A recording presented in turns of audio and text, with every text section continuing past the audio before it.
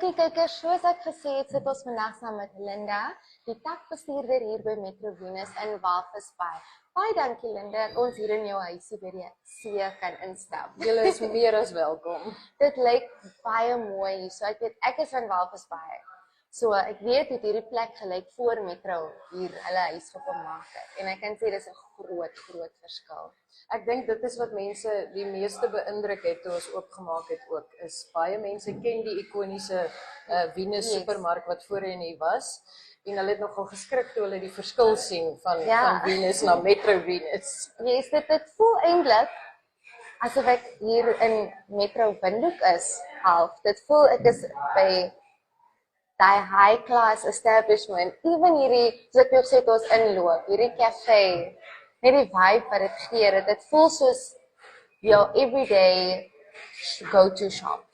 En dit is presies wat ons probeer tuisbring hier in Walvis Bay by Metro Venus vir al ons kliënte. Definitief, soos ons al met ons familie in Windhoek by Metro al gesê het, Metro probeer, en ek sien julle kry julle se voeting daar, om Metro 'n household name te maak. En met renovations soos die en nuwe takke wat oopmaak is, dit gebeur. Metro word nou daai naam in die huis. Dis definitief waarin ons streef. Dis ook die rede hoekom Metro nou in die supermark area begin inbeweeg het. Almal ken die Metro soos wat hulle mos maar al die jare was. En ons wil nou graag in hierdie area van supermark inbeweeg om te groei, om vir mense nog meer spesiale aanbiedinge te bring.